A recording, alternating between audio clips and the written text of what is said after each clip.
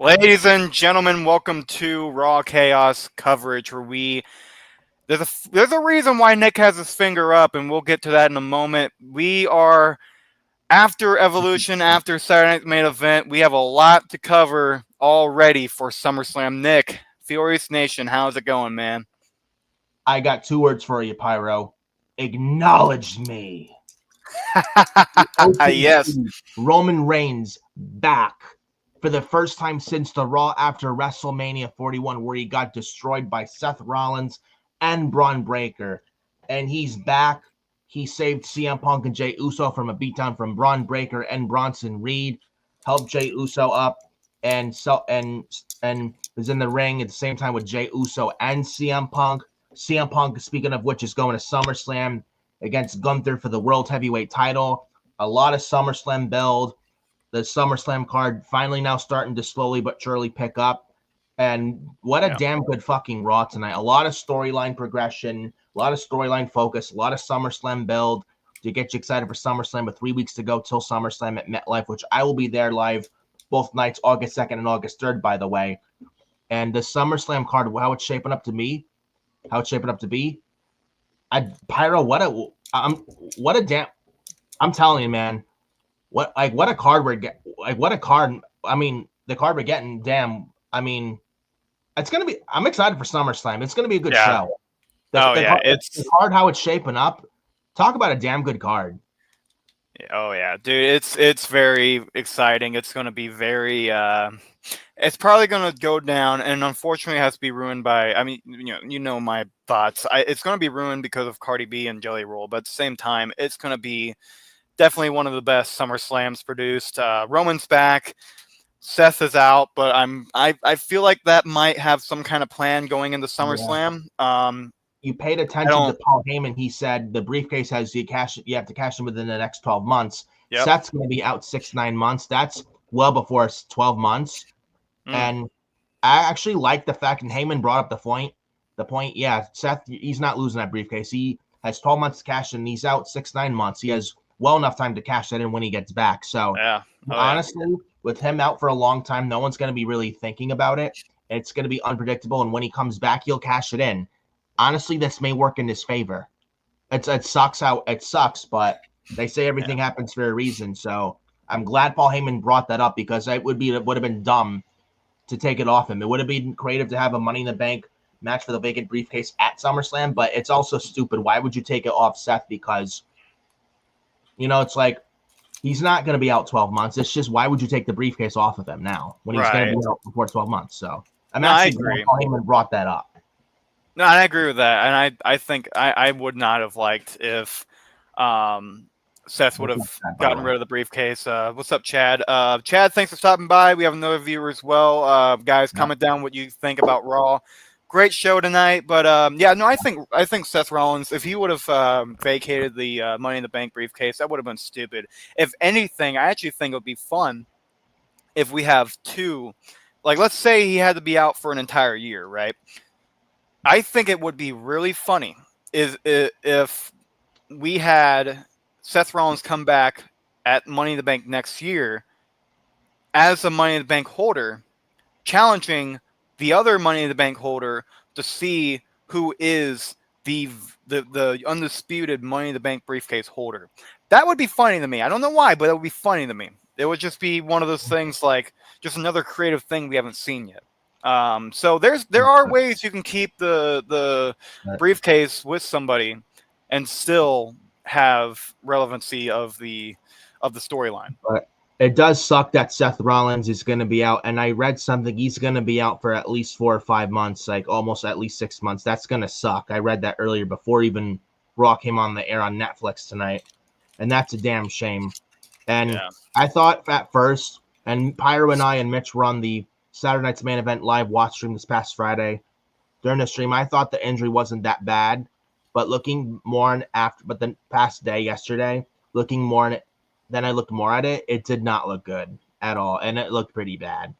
I didn't even think it was real. I felt for a story. On the post show from Evolution last night said it doesn't look good, so wow, he's going to be out for a while, and that's a damn shame. I just wish nothing.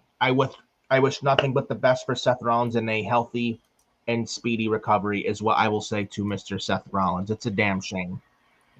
But I mean, if he's out like at least 6-9 months, he'll be back before when he comes back, he'll have plenty of time to cash that shit in. And as soon as he comes back, he's cashing that thing right in. He's gonna win. Mark my words. I'm calling it now. So when that happens, you know exactly where you heard it from and where you heard it from. Right here. Remember, clip it. Remember this right here. As soon as Seth Rollins is healed up, he's cleared, good to go from his knee injury. The moment, the second he comes back, he's cashing that Money in the Bank briefcase right in, and he's going to do it successfully. And he's walking out the World Heavyweight Champion or WWE Champion within I think it's next year. We're in July, going to be out 6 months. He may be back either the end of this year, if not the end of the year, then I would say early next year. He may even go into WrestleMania next year as the champion. Who knows? But as soon as he comes back, he's cashing that briefcase right in. Mark my words. So when that happens, you know who you heard it from, where you heard it from. Remember this saying, clip it, and remember the date and all. You know where you heard it from.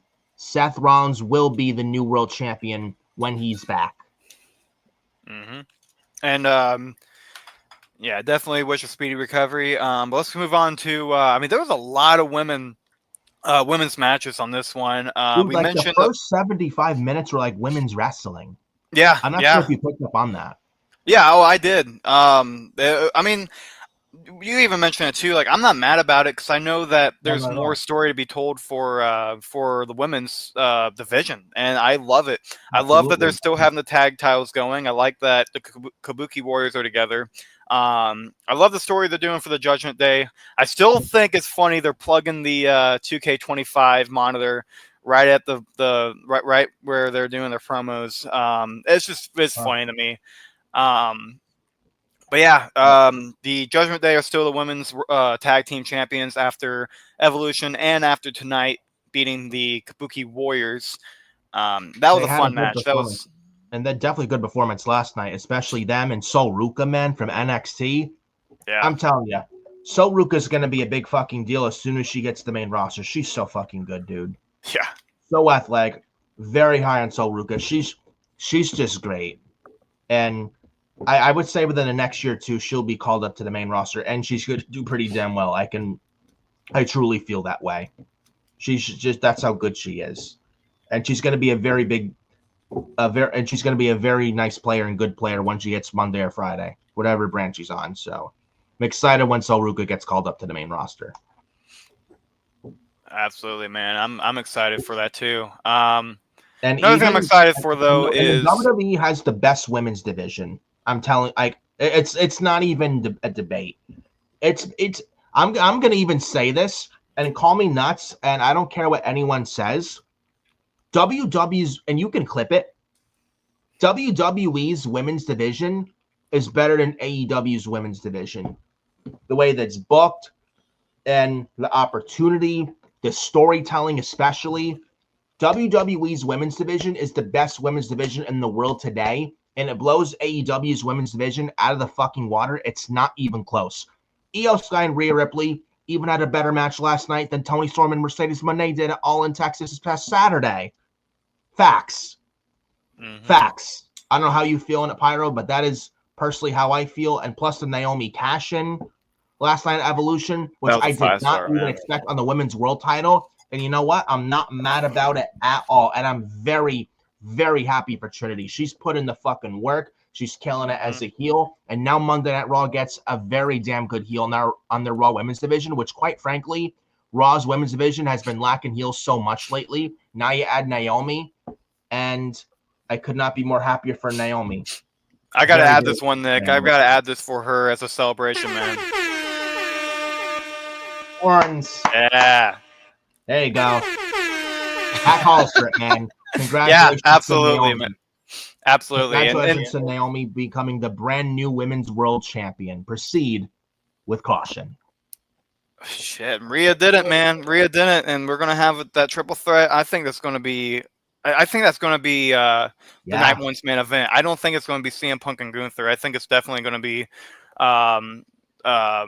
the triple threat going on night one, going at the main event on night one, because I mean that's just such a, they deserve it. I'll just say it like that. They deserve it, man. All three of those women deserve it, and I don't mind having this world where both women and men matches are the ones main eventing each show, right? Like, right. Of course, you know, I guess star power, it did make sense for the triple threat for Punk, Roman, and Seth to main event night one, but I would not have been mad if the other triple threat for the women's world title went on last. Or, well, actually, I would have been mad if it was Charlotte and Tiffany Stratton, because those two are god awful. But, well, we love Tiffy time though. I don't. You do. I don't. She's very talented though. But I mean, the build wasn't good. But Charlotte really sabotaged the build when she could have made Tiffany better, but she didn't. But speaking of Charlotte, I can't believe I'm saying this. I'm one of the biggest Charlotte Flair haters. However, she really, like, I don't know how you feel. Ever since her pairing with Alexa Bliss, and I picked up on it this past Friday, and even especially more so last night at Evolution, for the first time in years, Charlotte is feeling herself. I feel like this Alexa Bliss pairing has been, I honestly think Alexa saved Charlotte's career, because Charlotte was always in the title picture, shoved down her throats, the same queen gimmick, same old shit character for 10 years. And now this pairing with Alexa, it's something fresh and it's different. Mm-hmm. And you can tell Charlotte's having a good time out there with Alexa. I feel like the pairing with Alexa and Charlotte has honestly done wonders for Charlotte. Honestly. I don't know how you feel, but I picked up on that, especially from Evolution last night. And Charlotte acted so selfless. She even got cheered last night. I saw about that, dude. We want Charlotte. Like, I was shocked. She was so over last night. And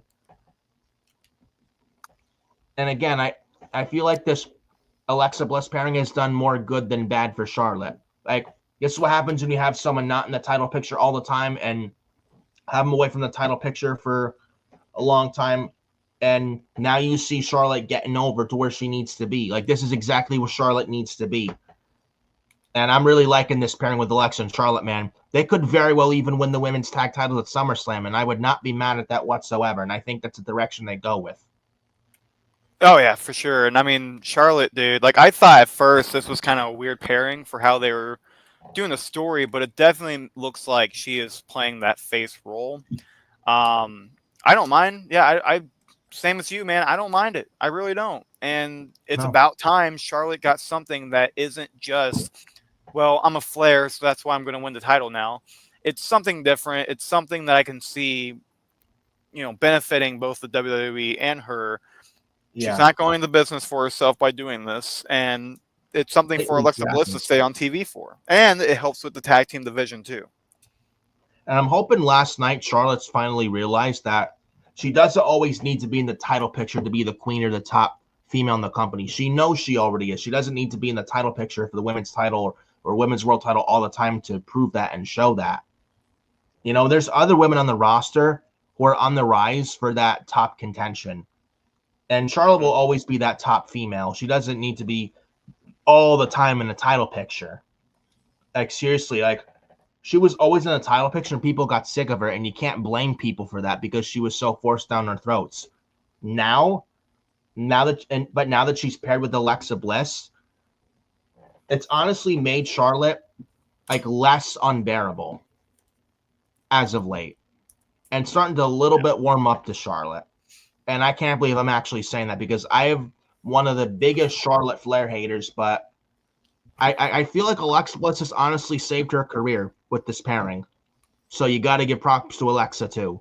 So. Oh, absolutely. It's probably a lot of it, Alexa. It's one of them things like, all right, we have to get booked. How are we going to do it? And that's how they're doing it, is by not being selfish with the roster and really giving each other a moment together. And imagine if they win those titles off Raquel and Roxanne in New Jersey. I think it'd be a very good moment.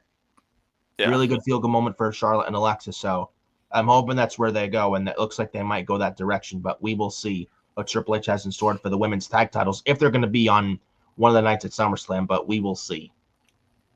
Speaking of the women's tag titles, I think Raquel and Roxanne beat the Kabuki Warriors because of Dominic's help. He got on the apron twice, and Raquel and Roxanne cheated. The Kabuki Warriors lost. I don't know what they do with Asuka and Kairi here. At some point, I would have Asuka go heel and feud with Kairi. I think that could be something, and that would be another good story for the Raw Women's Division because both Kairi and Asuka have history. Kairi's a very good singles wrestler. Asuka's a very good singles wrestler. She was one of the most dominant NXT Women's Champions in NXT history outside of Shayna Baszler. And she held that NXT Women's title for 500 days. She was incredible in the early days of Black and Gold NXT. And her as a heel, I think, would be awesome for the Raw Women's Division again. And again, lack of heels on the Raw Women's Division, they could use another good heel in that division on that show. And Asuka, I think, plays a very good heel. And Kairi Sane could be the sympathetic babyface wanting to get revenge. I think it would be really good storytelling if they play their cards right. Yeah. You know? For so sure, that's an idea out there. I don't know if they entertain it, but that's something I'd personally like to see when the time is right.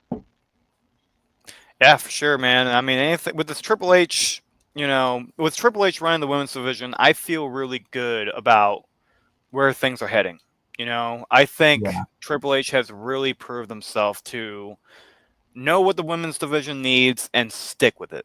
Right. That's what I trust the system either way. But yeah, consistency. Oh yeah. And Vince McMahon just didn't care. He never gave opportunity. He'd give them 1 minute, 2 minute matches. He'd always use it as attraction for the men, and he didn't really care. He wouldn't let them wrestle. And I hate that I grew up learning that. Vince never gave a fuck about the women's division or women's evolution. He pushed them because he had to. He felt he had to. And he never cared about the women to begin with. Whereas Triple H has always cared about the women, and he gives them opportunity. If Triple H didn't care, he look at Stephanie Becker get an opportunity. Would you ever see Stephanie Becker get an opportunity under Vince McMahon? Absolutely fucking not. She'll probably get the Nikki Bella treatment, or maybe the AJ Lee treatment, Trish Stratus. But looking back in that history, that really wasn't that much. Let's be fair. Era in 05 was some of the worst, darkest times, dude. So fucking bad. Yeah. Candice Michelle, fucking Tori Wilson. Look at Michelle. Hall. It was so fucking bad. Look at Michelle McCool. I mean, she had to do a lot. Matches, 1 minute, 30-second matches. They were basically dubbed as the popcorn match when the ladies were never given the opportunity to go up there and wrestle and be themselves. Where under Triple H, it all started NXT Black and Gold, especially TakeOver Brooklyn 1 with Sasha Banks and Bayley for the NXT Women's title. That's what really put the women's revolution on the map, was that match at NXT TakeOver Brooklyn 1 in August of 2015. And it's actually almost 10 years next month, at that 10-year anniversary of that. Absolutely incredible stuff. I watched that match live on the WWE Network before it was on Peacock. Probably the match of the year of that year of 2015, and still one of the best matches of all time, still to this day, that match where Bayley won the NXT Women's title. Great stuff. Well, and here's the thing too. Look at who Triple H is married to. Yes. You know what I mean? Like Stephanie was a massive advocate. Advocate for the women, advocate for the division, advocate for her own roster. Like, she was always somebody where Vince was calling, like look at Cena, for example. If there was somebody on the roster that, wasn't up to par for Vince, Stephanie saw what their saw what they were bringing to the table, and then realized, like, oh, these guys are actually, talented. You better look at these guys again, or I'm going to put them on my show. And then we have Super Cena now. We have what John Cena became from that. Yeah. Overall, Vince McMahon never gave two shits about women's wrestling, whereas Triple H, he actually gives the women opportunities to show what they can do. Again, all state starts at NXT Black and Gold, and And you look at who they have: Io Sky, Rhea Ripley, Naomi, Stephanie Vetcare, Julia, Jordan Grace, Blake Monroe, etc., etc. I will say, though it's not perfect, there are still issues, and it's still not where it needs to be. I will say, though, even despite all that, it is a lot. The women's division, not just that, but I think that I feel like things are much better under Triple H than they were under Vince. Vince gave a lot of good memories over the years, but over time it was time for Vince to go. It was time for him to step down. Like he should have stepped down, honestly. Like, guy should have stepped down at least a decade ago. At least a decade ago, it was time for Vince to step away and move on with his life. You know, well, and it was hurting badly. Things are much better operated smoothly under Triple H. No one's walking on eggshells. No one's stressed out coming to work there anymore, and things are just much better off there under Triple H than they were ever under Vince. You can go in the locker room and feel safe. That's the difference too. You don't have to worry about, well, who the hell is going to sock me now? Who the hell is going to ask me for this? Who's going to who the crowd's going to say whatever? Like it's very safe now. Yeah, and dude, I've seen people online, oh, Triple H sucks, he's a shitty booker, he should step away, and Vince was better. He's no better than Vince. Vince was better. We need Vince back. There are people online that want fucking Vince back. Anybody who wants Vince McMahon back, I'm saying this to you right now, you're a fucking retard. Yeah, seriously, you're a fucking retard. You're a fucking idiot. That's the only time I allow that on the channel. I'm okay with you saying that right now. Other times I would hate it, but that's right. That slept out, but no. That's honestly a good time to say it. 'Cause that's horrible. People think he needs to come back. That's horrible. Like you really want Vince back? The women are getting opportunity now. Vince would have never gave any opportunity to the women you're seeing now getting TV time. And you want fucking Vince back? Not me, not this guy. Nobody wants him there. No, I don't want him back. He's never coming back. Even if he says he wants to buy back the company, it's never gonna happen. He ain't got enough damn money. Happen. So he might be a billionaire, but he don't have enough to do that. Anyone who wants Vince back is freaking brain dead. Triple H is not perfect, but he's much better than Vince. I mean, he has his flaws. Everyone has their flaws. Nobody's perfect, and that's okay. But to say he's worse than Vince is stupidity. He's much better than Vince, and it's much better off with him than it ever was under Vince McMahon. Yeah, I don't know what people are thinking in there. I would rather have Triple H, because look at how he did with NXT. Look at how he did with when he stepped down as a full-time wrestler and really went in on all divisions, women and men's. Look at when we had Sasha and Bayley for the Iron Man match. Though it was risky to have, it was very much worth it because, well, let's see these people do it. Let's see these people actually get what they deserve. They need to be in the spotlight. I agreed with it. Yeah, that was a risky call because that was something no one ever saw before. But that was what we needed. Even dating back to NXT arrival with Paige and Emma. Yeah, when Paige was NXT Women's Champion, the first ever NXT Women's Champion. Even that as well before Sasha and Bayley. Then you had Becky Lynch. You had Charlotte Flair with the Horsewomen. Becky, Charlotte, Sasha, and Bayley. Then Asuka. You had Ember Moon. You had Kairi Sane, Io Sky when she was Io Shirai, Shayna Baszler, Rhea Ripley. The list goes on and on. Toni Storm. Before she was Timeless Toni Storm. This list goes on and on. Bianca Belair. Without Triple H and Stephanie laying the groundwork and putting women's wrestling on the map, you would not see where women's wrestling is today on the main roster. And those are facts. No, I'll agree with that for sure. It looked very indies when they started doing it because they realized, like, this is what people are into now. Women want these, these women want the opportunity. They deserve the opportunity. Give it to them. Give it to them. If you let them be themselves and give them the proper opportunity, and you let them go up there and wrestle, not put the handcuffs on them and let them be loose, they'll get over. Look at the reactions we got for the women last night and even also tonight. like the pop Io Sky got when she came out, the pop for Rhea Ripley, Stephanie Vatcare, Naomi, the same thing. This is what happens. Even Lyra Valkyria is now starting to get over and has been getting over for several weeks now. This is what happens when you give these women the proper opportunity they deserve, and they'll get over. Yeah. As long as you give them the proper opportunity, the women will get to where they need to be. So I will say that, again, it's much better under Triple H than it is under Vince. I mean, it's not perfect. It's still not where it needs to be, but it's much. But the women's division and the WWE in general is just much better under Triple H than it was under Vince.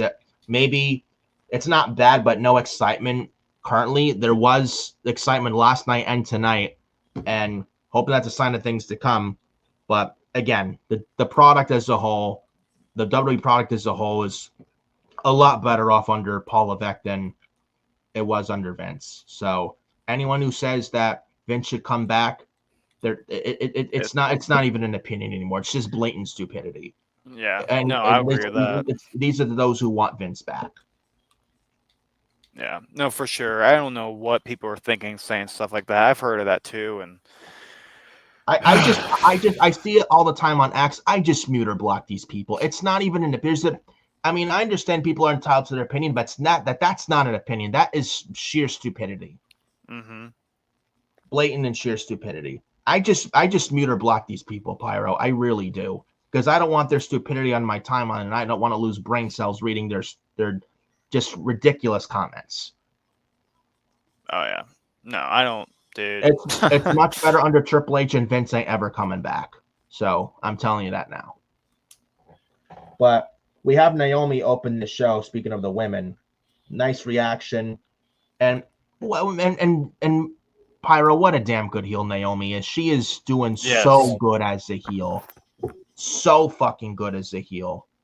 Ever since she turned heel in March, she's fucking killed it. She had a very good match with Jade Cargill at Evolution, no holds barred at Evolution. Even though she lost to Jade, didn't matter for Naomi, because that L turned to the biggest W last night at Evolution when she cashed in her Money in the Bank. And Naomi's really coming into her own, man, especially from the days of the Feel the Glow gimmick. Mm-hmm. You talk about a woman who walked out of WWE with Sasha Banks in May of 2022. Then 2 years ago, 2023, she, as Trinity, went to TNA, bet on herself, became a big success there. Then came back to WWE last year, the 2024 Royal Rumble in Tampa, which I was there live.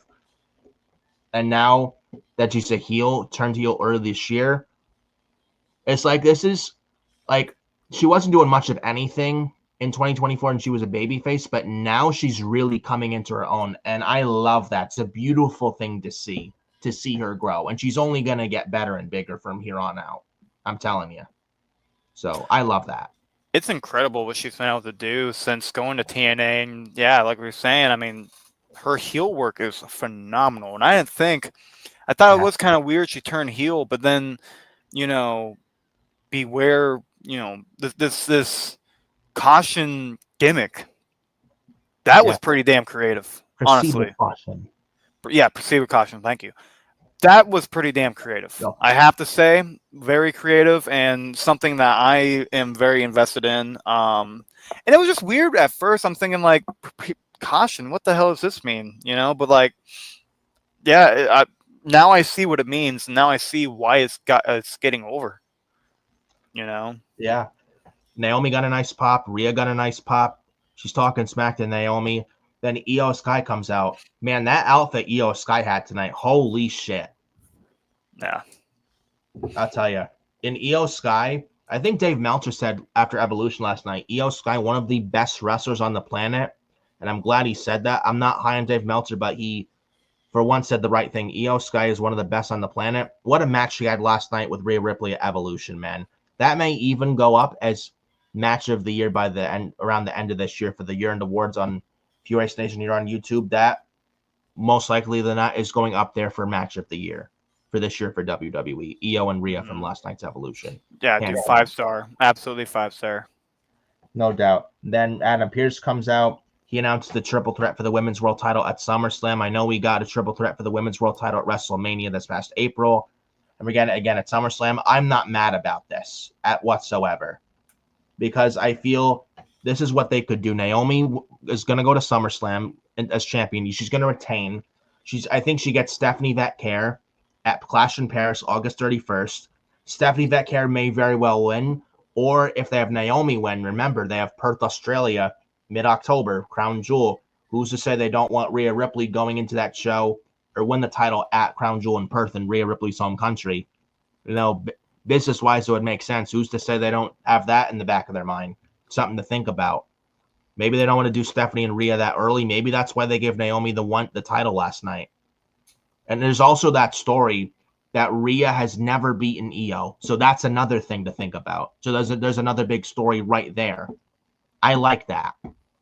And I mean, and Naomi and Io and Rhea, you thought Io and Rhea last night was great. Wait till SummerSlam with this triple threat with Io, Rhea, and Naomi. These three ladies are gonna fucking kill it, and I'm excited. Oh yeah, no, I'm excited for sure because I think it could be. I genuinely do believe this could be the main event of night one, and it's something that is. It's just you can't have that end of Evolution continue it and not have it be still a big deal because it is a massive deal now. They made it a big deal. They worked their ass off to make it a big deal. I would have said Punk and Gunther main event night one I give there's going to be a Seth cash-in, but now that Seth's going to be out for a while, I would have the women's world title triple threat matches main event at night one, and then Cody and Cena night two main event is how I would book it. Yeah. Oh yeah. Right. Speaking of ladies, 2 out of 3 falls match. Winner goes to face Becky Lynch for the Women's Intercontinental Championship at SummerSlam. Lyra Valkyria and Bayley. This was also very, very good. I don't know how you felt. Lyra and Bayley, like their first match was all right, but after that, man, the chemistry and that Bayley and Lyra have, man, is absolutely fantastic. Yeah. Oh yeah. No, they have absolutely great chemistry, and even when they mess up, they're able to bring it back, and that right there, it shows a lot.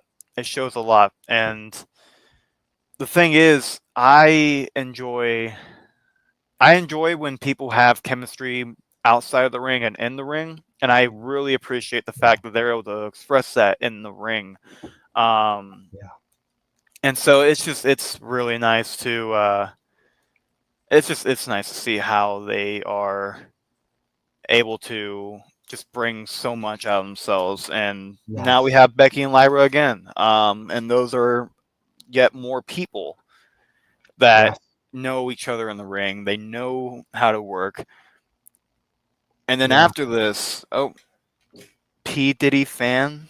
P. Diddy fan. He sent the same message. Okay. Why do we? Do you have the baby oil right? And they used it all at Evolution. Dude. Yeah. Let's not show that guy again. This is not. I mean, not that kind of platform. We're not a PG. I mean, we're not a PG show, but inappropriate stuff like that is a no. So please don't. We still like to have respect for people. The viewers, exactly. So with all due respect, please, P. Diddy fan, please don't do that again. Yeah, seriously. I don't even say that with respect. I just like don't do that. Sorry. I don't even say that with respect. Me personally, I don't say that with respect. You're gonna do that trolling shit, you better get out of my channel because this ain't gonna work, bro. This ain't gonna happen. You ain't gonna troll on that channel. So, P. Diddy fan, that's warning 1. If you do it again, we may have to consider kicking you out. Yeah. But was there anything else we needed to cover? Back to Lyra and Bayley. They both. Oh, there you go. Lyra won 2-1. There was she did some nice spots she tried a sit out power lift to sit out power bomb. I don't know. One time it looked like she almost dropped Bayley in her head, but then she finally got it. But either way, it was a good match. And then Becky comes out to confront Lyra. I think Lyra's winning back the championship from Becky at SummerSlam. I think that's the end goal. and then we get Lyra and Bayley for the title coming out of SummerSlam, going into Clash in Paris, and that's going to be even interesting there too. But that's my prediction on that.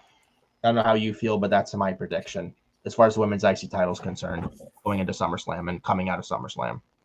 I think it will do good for Becky to keep the title, especially with somebody, if they don't give the title to if they don't give the women's title to Stephanie Vacquier, then I definitely can see where the next step is Becky versus Stephanie Vacquier, and that match is going to be great.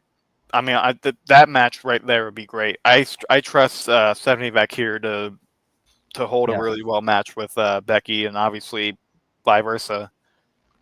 Whether it's for the title or not, but I mean, either one, sign me up. But I mean, Becky and Lyra's part 3 at SummerSlam is going to be very good. I'm looking forward to it. The first 2 matches they had were fantastic. I expect no different here. I expect this to be very good, like the first 2 matches they had at Backlash and at Money in the Bank. So I'm looking forward to this at MetLife Stadium. This should be very good. This may even steal a show at SummerSlam, to be quite honest with you. Yeah, no, for sure. And I wouldn't doubt it if it was either first match or at least semi-main event for either day. Just because those 2 can definitely hold a standard for the show. Absolutely. I think they can definitely be standard holders, and Lyra Valkyria, the way she has really developed this year already, and then having someone like Becky Lynch, someone we know who can already help develop a division as she has. Yes. You have a perfect deal right there. It's exactly. Perfect. Look at how Becky has elevated Lyra, man, ever since Becky's come back. Like, Lyra has really gotten better and better ever since this feud with Becky Lynch. You see the personality coming out, and she's just really starting to grow and grow. And Becky is getting her to where she needs to be. I mean, Becky Lynch is selfish to an extent, but you can tell Becky Lynch for the most part does actually give a shit about the women's division in the future of it, because she knows she's not going to be around forever, and she cares about the future of it and wants to help others get to where they need to be at the top spot when Becky Lynch can't do this physically anymore. Right. And she cares about the future of that division and wants to see others succeed. So yeah. That's something to point out right there. Becky Lynch is selfish to an extent, but not like Mercedes Moné in AEW, where she's elevated no one there. Becky here has elevated Lyra Valkyria. Yes, I agree with that completely. Yeah, that's the thing with the thing is with Moné is I understand what they're trying to do with her. They're trying to make her unstoppable, but at the same time, you don't need every single title. You don't. Dude, she's holding like half a dozen titles that don't mean jack shit. Mm-hmm. That's the problem. I know. Actually, you don't need to hold 6-7 different fucking titles to prove you're the best. And it's just like it's forced. It's forced down their throats. And and Mercedes in AEW almost feels like the selfish Charlotte Flair of AEW. Charlotte at this time doesn't feel like how Charlotte was selfish. You're seeing that now in Mercedes and AEW, and the Charlotte currently feels like a different Charlotte ever since the pairing with Alexa Bliss. Go figure, bro. Who would have thought in 2025 that Mercedes is the Charlotte Flair, and Charlotte? I could have thought of that, and Charlotte is actually intolerable as of late. I'm shocked I'm even saying that. I'm not shocked because I saw this shit coming from how she was doing that in WWE. I saw her doing that in WWE, and I'm thinking, well, here we go. Yeah. Well, when I say shocked, I'm talking about Charlotte, but Mercedes, man, it's like I don't know. I feel like Tony Khan truly overpaid her, and they do say money does change people. I really feel Tony. She thought she was hot shit. Tony overpaid her, and I think it changed Mercedes, and not for the good reasons. Well, here's the thing with Mercedes Moné and Sasha Banks too. She's great. I love Mercedes. A great wrestler, but to overpay her, that's not good business. They overpaid someone who botches a lot. That's my problem. She botched so much in WWE. She botched a lot. It's not even just like she had legendary matches, but at the same time, you don't have this like let's say the Hell in a Cell match with Charlotte, right? There were a lot of botches there. There were a lot that Charlotte or that Sasha could have avoided and just couldn't live up. She had so many matches to live up. She had so many opportunities to live up, and she didn't. She was not that entertaining. I don't know what people saw in her as Sasha for the Sasha Banks character. It just I didn't like it, and other people did for the character wise, yes, but that's fine. But then I'm looking at the wrestler, and the wrestler not really that entertaining. So then, yeah, when you get when she was trying to do that, pull that money card with Vince, Vince is like, bro, you're not that hot shit, because she's really not. And then Tony's like, oh my god, I'm a nerd, you know. Well, Tony Khan's a mark, but Tony Khan's a money mark, but Mercedes is one of the best wrestlers out there. It's just the way she's overpaid. The problem is not her in the ring. She's one of the best wrestlers out there, and she's really incapable of having a bad match. She's one of the best out there and one of the top females in wrestling, and she is that damn good. It's just the way you give her free control and you overpay her. That's the problem. Where if she was back in WWE, I guarantee you it'd be a much better and much different Sasha back in WWE under Triple H than it ever was under Vince and under Tony Khan. And those are facts, because Triple H is an actual leader. Tony Khan is not a leader. Tony Khan's nothing but a money mark who just wants to buddy it with everybody. Wants nothing to do with any drama or controversy or anything like that. Where Triple H is an actual leader, where AEW has no leadership whatsoever. That's the problem. If there was real leadership in AEW, you would not see this shit with Mercedes whatsoever in AEW. But nobody respects Tony Khan because he's too nice. Triple H, however, they do respect him because he is an actual boss, unlike Tony Khan. And that's the difference between WWE and AEW. He's too nice, but he also doesn't understand the wrestling business as a whole. He might think because he's a fan, he understands, but you can't understand until you truly have been through the wrestling business. I'm currently learning in the wrestling business myself. Just because you have money doesn't mean you're all of a sudden going to be a good businessman. What creates a good locker room, what creates healthy what's that called? What's that called? Like stamina. Morale. What is? Yes, thank you. God, that's the word I was looking for. When you have locker room morale, when you have in-ring morale, when you have all that to cover, that's what we have to cover with the wrestling company I represent. The first thing is everybody healthy? The second thing is, are there people? Is everybody able to coexist in the locker room? And that's the two things, but also the fact: do people know their place? Do people know their place? How many egos do we have? If there are egos, we are going to be very cautious of how we're going to book you, because of the fact we don't want your ego to get in the way of the business. The problem is Mercedes Moné, Kenny Omega, currently Jon Moxley, egos. Egos are destroying the company. Well, I'd say Omega, because with the Punk and the Elite controversy, Omega was actually the only one of the Elite that actually wanted to do business with Punk. It was really the Young Bucks who wanted to act like children. Oh, that's a problem too. Yeah, wanted to do business with Punk. Kenny was actually the only true professional out of the Elite to actually sit there and say, you know what, I may not like Punk, but I'm willing to work with him. Yeah, okay, that's true. And you know, I think there are a few things. Kenny Omega did actually say that. It is out there.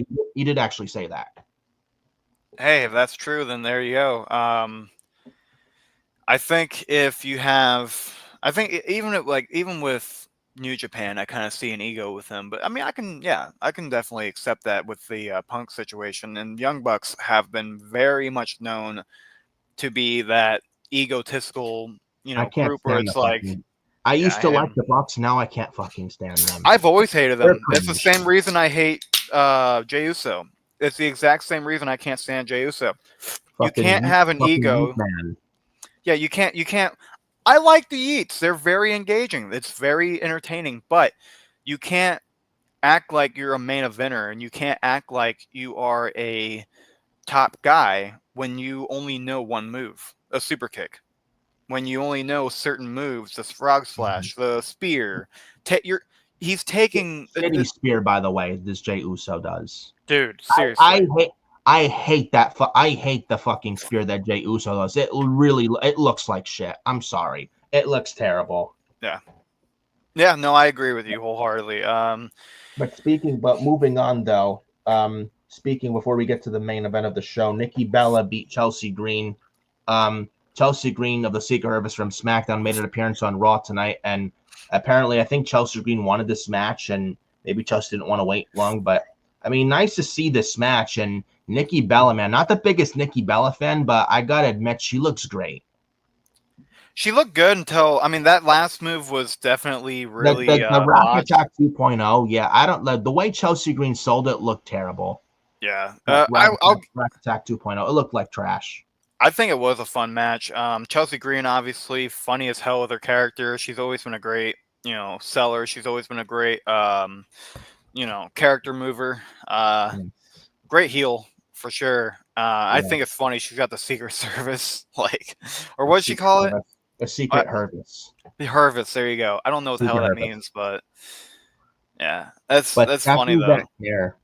But Stephanie Vecchia La Primera did come out, make the save for Nikki Bella post-match. Yeah. I wonder if this is for the meantime until the build to Clash in Paris. We get Stephanie for a little bit, team with Nikki Bella. Maybe it's Nikki and Stephanie versus the Secret Hervis at SummerSlam. Who knows? And it gives Stephanie something to do for a few weeks until we get out of SummerSlam and the build to Clash in Paris, because Stephanie Vecchia will be challenging for the Women's World title on August 31st in Paris, France at Clash in Paris. So at least this gives Vecchia something to do for a little bit, for a few weeks or a while in the meantime. And you build her up a little bit. For sure. We may get even next week Chelsea versus Stephanie next week on Raw, or maybe this Friday on SmackDown. Who the hell knows? But it gives Stephanie some going into Clash in Paris. I like it. Yeah, I do too.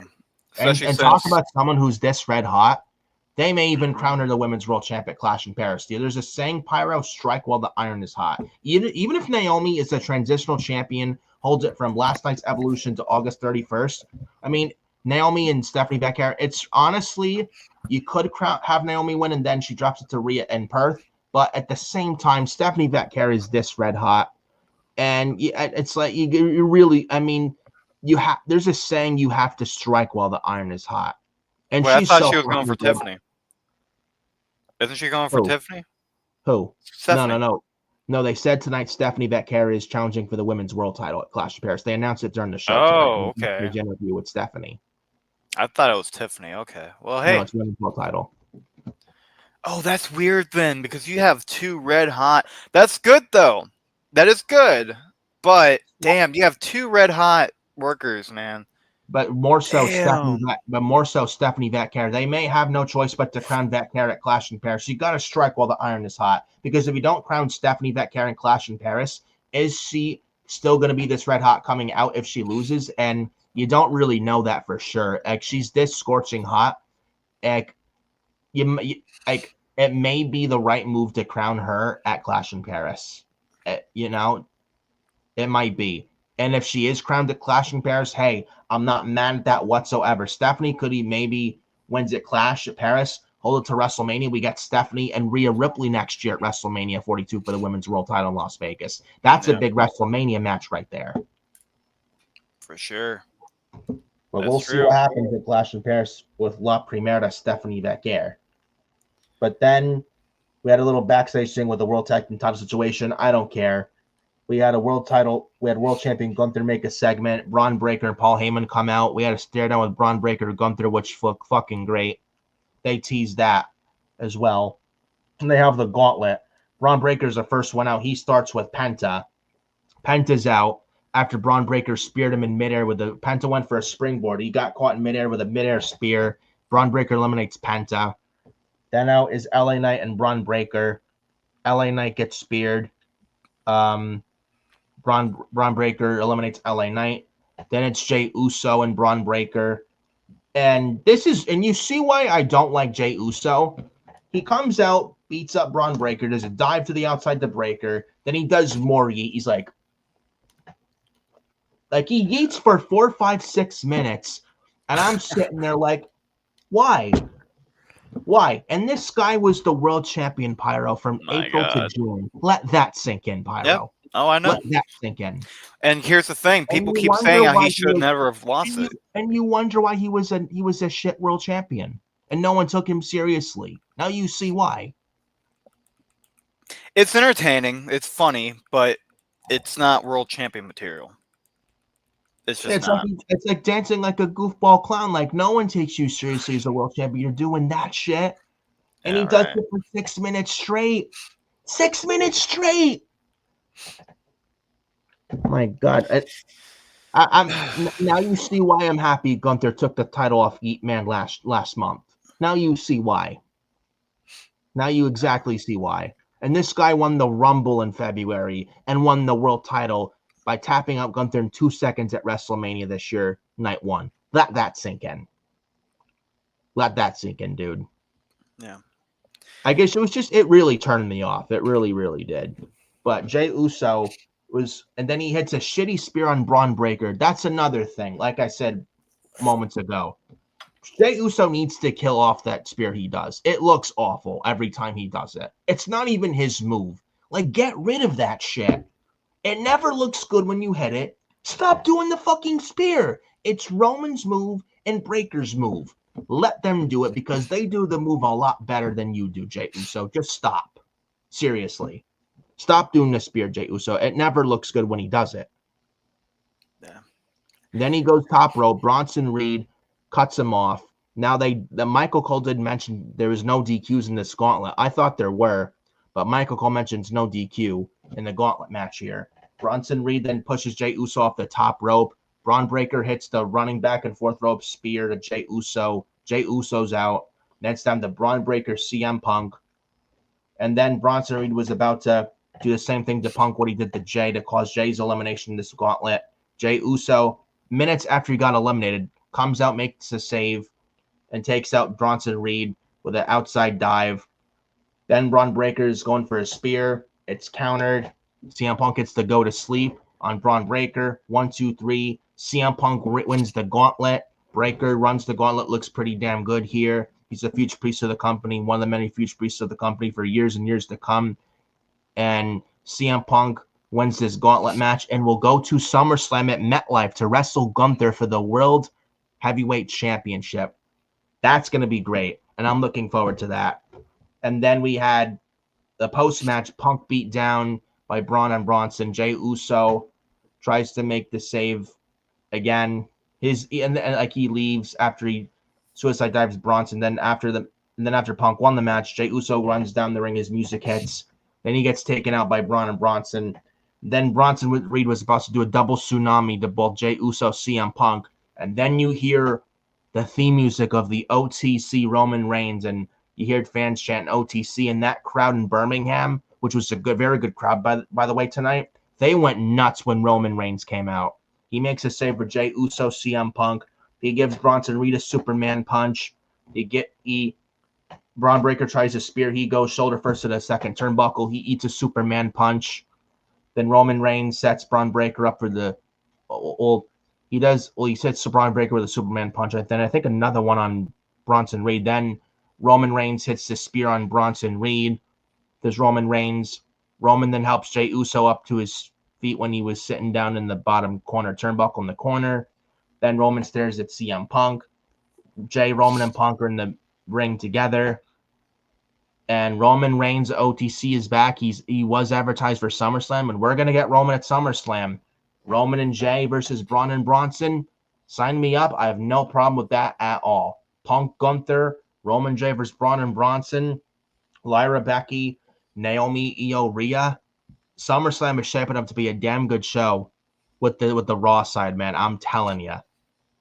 And very happy to see Roman Reigns back. He's back for the first time since the Raw after Mania this past April.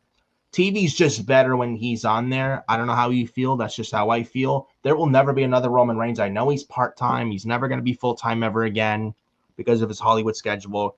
But every time he's back on TV, it just makes TV that much better, no matter what you think of him. I'm not the biggest Roman Reigns fan, but again, when he's on TV, it's a big deal, and I'm very happy to see him back. And he will be on SummerSlam, and it looks like he will be teaming with Jey Uso against Braun and Bronson. I don't hate it, and it makes sense because Braun Breaker took out Roman Reigns of Raw after Mania. You got Bronson Reed in the Seth faction. Jey Uso's been involved with this Seth faction against the Seth faction as well. So I don't hate it whatsoever. Yeah, it's well, and here's my dream match is Roman and Braun Breaker, so we're kind of getting that anyways. And it just works with the fact that, you know, Jay and Roman cousins, you're still playing along with the bloodline gimmick technically. Yeah. Plus the fact these are two disciples of Seth Rollins, two guys who have you can even have CM Punk at some point have CM Punk, Jay, and Roman versus Gunther, Bronson, and Braun Breaker. That would be a good 6-man tag.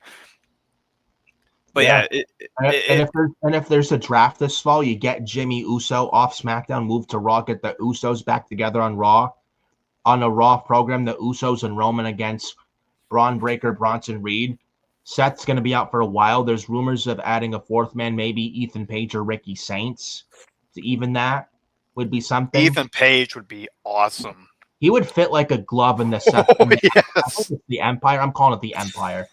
So Ethan Page, all ego Ethan Page, Pyro. I'm telling you now, he would fit like a glove in that Paul Heyman faction. And he's I mean, not the best wrestler, but man, is he a very, very good heel.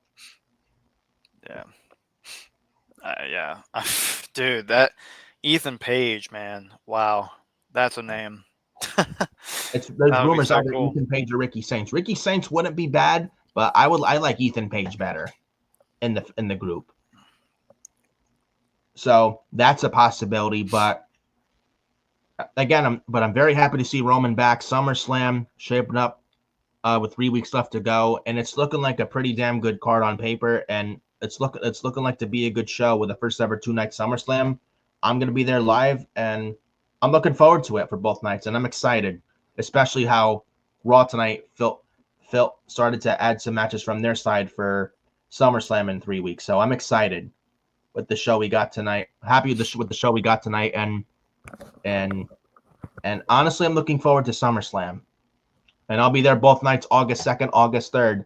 So for the SummerSlam watch party, I will not be on there because I will be there live in New Jersey MetLife.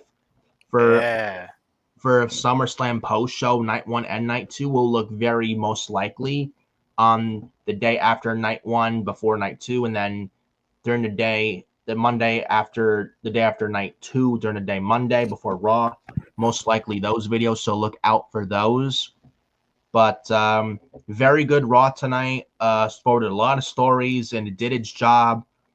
And I feel like this was, even last week's Raw, the best Raws for the first time since like March. And lately, the product's been very safe. And we had a banger show last night. Really, really good show tonight. Solid show last Monday. I'm hoping this is a sign of things to come because lately they've been playing it safe. And they were in that WrestleMania lull. I'm hoping they're now starting to pick up steam again. And tonight looked like a step in the right direction. So hopefully that's the case. Yeah, for sure. And I mean, the whole this whole weekend was just filled with really good and really just different stuff, you know. And I'm excited for the WWE because I know that there's now more stories coming out.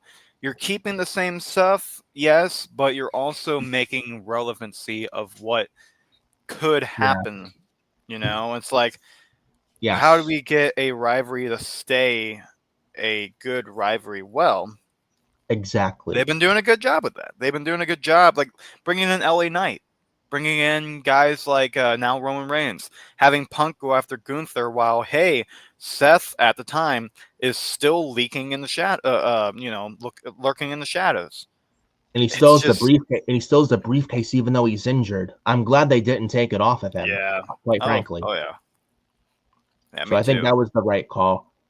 And this is and lately WWE, it's like almost every other week of PLE, just too many shows. Now they can finally start building towards one show at a time, like SummerSlam in 3 weeks. I know it's 3 weeks left to build, but now they can finally start to concentrate on SummerSlam. And then after SummerSlam is 4 weeks until Clash in Paris. That's a lot better than like 2-week build for a PLE.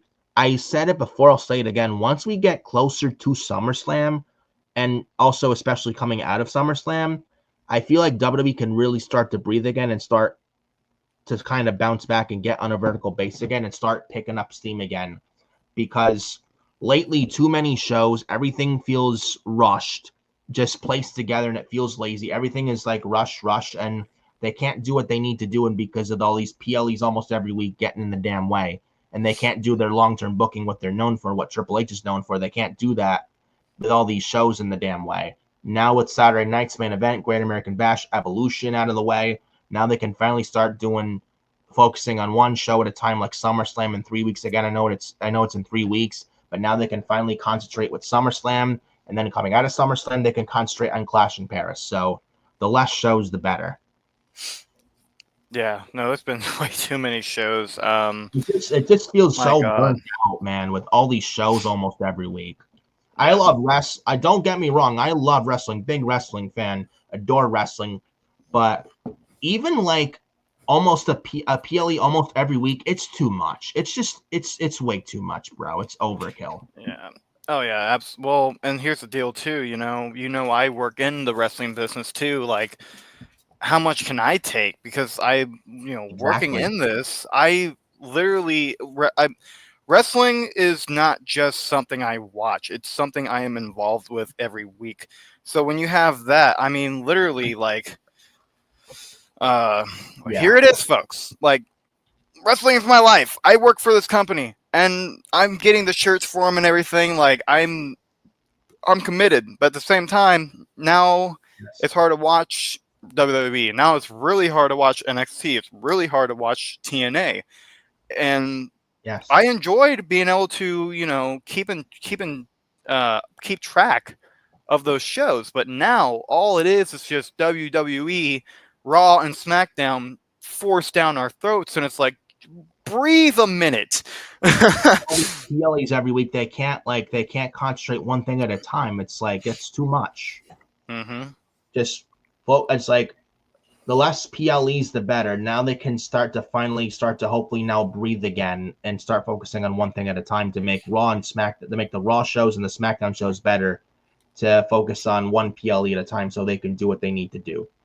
Well, Nick, I'm sure you've heard the phrase, less is more. And that's what the WWE needs to focus on, is less quality over quantity. Hey, that's a good one too, bro. Nice. That's a good one too. Absolutely. Yep, two very good sayings right there.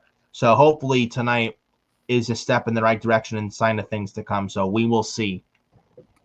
Yeah. So you will see. But definitely hit the like on the video. Be greatly appreciated.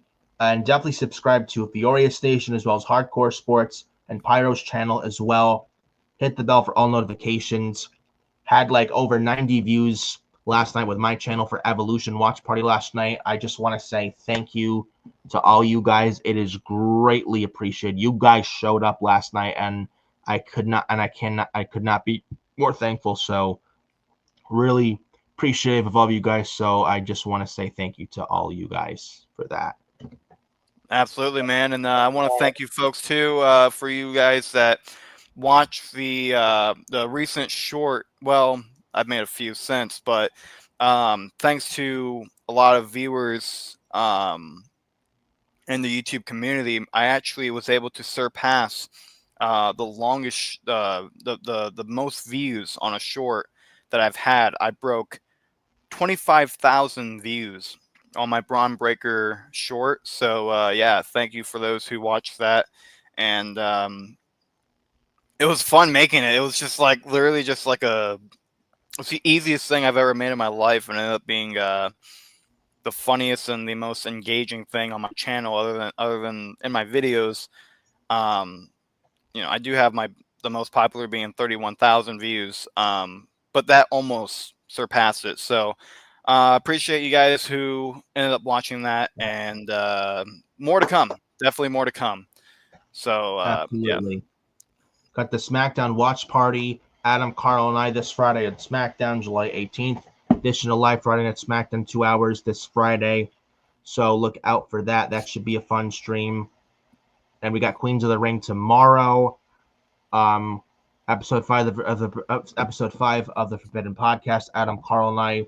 Saturday, 1 p.m., July 26th. That's gonna be another fun show and stuff like that. And a possible mock draft on one Saturday in the future if there's a draft this fall. So look out for that. It'll be Mitch and I when a date will be announced. Won't be this weekend, but when that comes, we'll let you know.